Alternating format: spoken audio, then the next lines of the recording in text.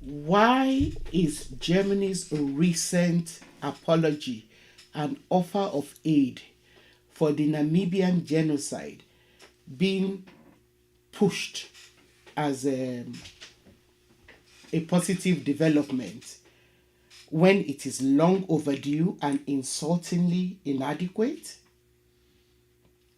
For starters, this is not the first time that Germany will apologize for the Namibian genocide. It did so in 2004 after the UN recognized the massacre of the Herero and Namaqua as a genocide. While the reiteration of apology is being couched as a positive development, we should marvel at the compensation that Germany is now offering. They're offering 1.3 billion as aid over the next 10 years. However, the question that begs an answer is, does the compensation match the crime? Welcome to the Sankofa Pan-African series. Please sustain this channel by turning on your subscription and notification buttons. Thank you. First, let us try and understand what the crime against the Herero and the Namaqua is. The Herero and the Namaqua are two of the ethnic groups which are parts of present-day Namibia. They, like others who now form the country of Namibia, were under the rule of the German Empire in what was known as the German Southwest Africa between 1884 and 1915. Although Germany did not accept that it had lost the territory until 1919. Now, the area occupied was 1.5 times the size of the entire German Empire in Europe. Initial European contact with the area, which later constituted German Southwest Africa, started with Portuguese explorers in 1486. As they did in other places, the Portuguese then ushered in traders and missionaries. And by 1805, the London Missionary Society had established a small mission there. This mission was then transferred to the German Rhenish Missionary Society, which succeeded in founding churches throughout the territory. The presence of these missionaries in other parts of Africa facilitated the establishment of merchants and farming outposts by Europeans.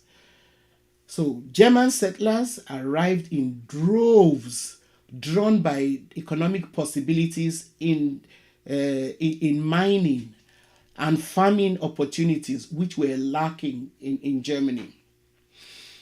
In 1884, under Bismarck, who was the Chancellor of Germany, Germany proclaimed itself the imperial protector of the land in order to secure its interests against other European powers like the British. Germany's claims on the land was confirmed during the scramble for Africa at the Berlin Conference.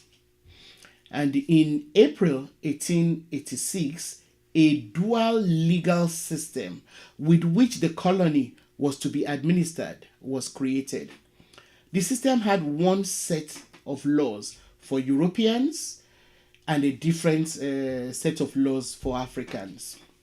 In 1890, the colony was declared a German crown colony, and more German troops were sent there. By 1892, the Southwest African Company Limited, SWAC, was established by the German, British, and Cape Colony governments. to raise and it was set up to raise the capital that was required to expand the mining of minerals such as copper, which Namibia is very rich in. Now, the German Colonial Society for West Africa, also known as a DKGSWA, was also founded by German bankers, industrialists, and politicians to consolidate Germany's exploitation of the land. So DKGSWA was then given the monopoly rights to exploit the rich minerals in the area. The DKGSWA investment paid off big time because in 1908, diamonds were discovered, and in addition to gold, copper, platinum, and other minerals, diamond brought the German investors enormous profits, which did not only benefit the private investors who had set up the company, but Germany as well. The indigenous people decided to then mount a really fierce resistance against the German occupation. And their resistance, got built up gradually over several years. Now, the Herero and Namaqua have been described as incredibly capable military people. Many were literate and had become Christianized. They were able to muster some horses and modern rifles with which to resist German occupation. Their resistance culminated in 1904 when the Herero and Namaqua rebelled against German colonial rule. During the course of their liberation struggle, about 100 German men were killed. In retaliation, the Germans decided to exterminate the Herero and Namaqua.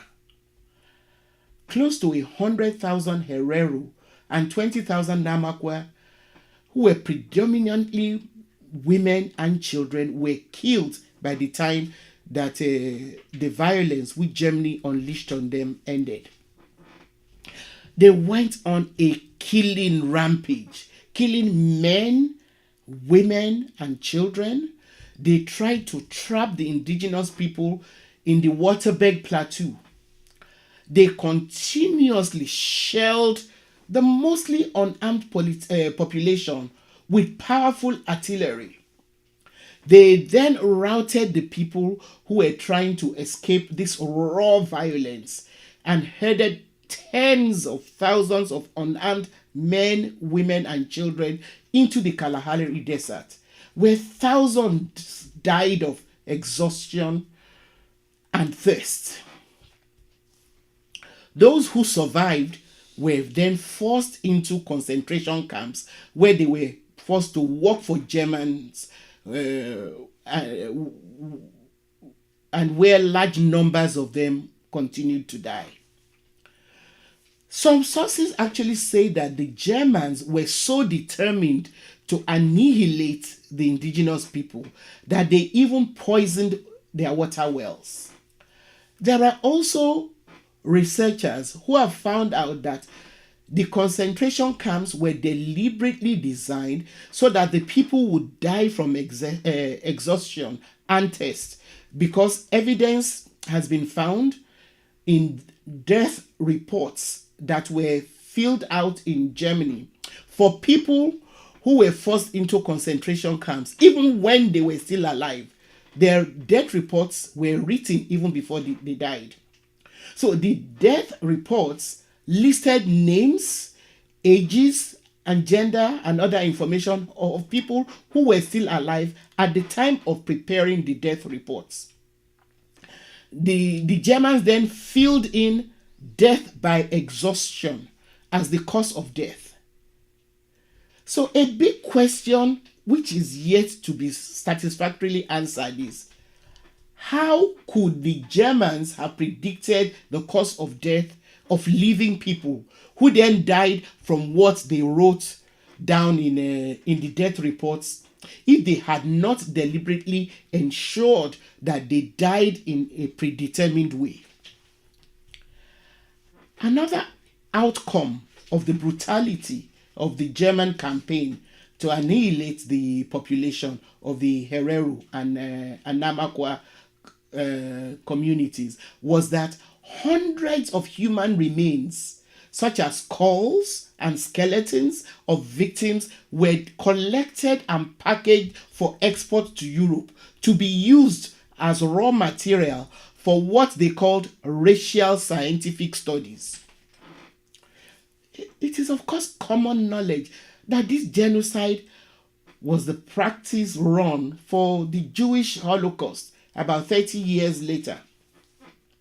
So by the end of the onslaught, it is estimated that close to 100,000 Herero and 20,000 Namaqua, predominantly women and children, lost their lives. So in a nutshell, that is the crime. Let's now turn to what Germany thinks they need to do after over 100 years of doing nothing to correct this wrong done to their fellow human beings. Okay, so they apologized. But we all know that words are cheap. How do you apologize to people who have been killed so brutally? Or to communities that have almost become extinct? How do you apologize for all the land taken from them that Germans exploited exclusively until recently when Namibia became independent? And since then, Germans have continued to exploit. How do you appease those whose ancestral lands have been desecrated? Even today, the German community in Namibia continues to benefit from colonial land seizures and the subsequent apartheid regime. A large share of the country's economy is still controlled by Europeans. To add salt to injury, the Herero and Namaqua were not even consulted or party to the negotiation between Germany and the Namibian government. As a matter of fact, some commentators have noted that this so-called apology and offering of aid was determined in Germany only by Germans, and it was only communicated to the Namibian government. If so, then this is another example of the beggarly position that most African leaders are content with at the expense of the majority of their population. The paltry 34 million euros per annum over a period of 10 years, which Germany has offered, has been classified as aid because the German government does not want it to be seen as reparation. Probably because they are scared that if it is seen as reparation, it could lead to people asserting their rights to claim more. This is, of course, the position of Western governments when it comes to the way they have exploited Africa and Africans in order to build up their economies. Another insulting aspect of this aid that Germany has offered is that it is the same amount that Germany currently gives to Namibia annually. So what is new? Now, let us compare this insulting aid to what Germany gave to Jews and Israel after the Holocaust. I say Jews and Israel deliberately because a distinction was made, about what was owed individuals from what was owed the country of Israel, which was not even a nation state during the Jewish Holocaust. As at 1989, West Germany had given $14 billion for Jewish property, which had been confiscated, and also for forced labor. And according to the Jewish Virtual Library, not only did Germany agree to pay reparation, but they also agreed to pay Israel, which, like I said, did not exist at the time of the Holocaust, for the financial cost that was absorbed by Israel for the rehabilitation of those Jews who escaped or survived the Nazi regime and then came to the newly created Jewish state. Germany accepted to compensate Israel for the material damage and losses, and to negotiate with Israel and with representatives of diaspora Jewry for other reparations. Now, Israel's demands for reparations were robustly debated at the Knesset in Israel, after which a delegation met with the West Germans at a claims conference. In 1953, after negotiations, West Germany undertook to pay a total of $845 million, and another $100 million was earmarked for allocation by the claims conference for individuals who had been affected, and the remainder of went to Israel. In 1988, the German government allocated another $125 million for reparations, enabling remaining Holocaust survivors to receive monthly payments of $290 for the rest of their lives. So they continue to earn money on a monthly basis for the rest of their lives. And in February 1990, before its unification with West Germany, East Germany also admitted for the first time that it was also responsible for war crimes that were committed by German people during World War II, and agreed also to pay reparations. So in addition, in 1999, in response to numerous class action lawsuits in American courts, the German government and German industries agreed to compensate Jews and non-Jews, specifically for slave and forced labor, which they performed for German industries during the war. Examples of the German industries were the Deutsche Bank, Siemens, BMW, Volkswagen, and Opel. A foundation was also created called Remembrance, Responsibility, and the Future, with assets of approximately $5 billion. So slave and forced laborers who were still alive at the time of the settlement could apply to receive a lump sum of payment of between $2,500 and $7,500 from the foundation. In all, over 140,000 Jewish survivors from more than 25 countries received payments. Why have Black Africans never been seen to deserve any kind of reparations? As recently as 2018, the German government, this same German government, and the Conference of Jewish Material Claims against Germany increased their funding for social welfare services for Holocaust survivors by $88 million. This funding increase was to allow survivors to receive even more frequent and better quality home care, food support, transportation, and medical services. Again, I ask, why have Africans never been seen to deserve proper compensations for all the exploitation that we have suffered? Thankfully, the Herero are not buying into this insult by Germany being packaged as an apology and aid.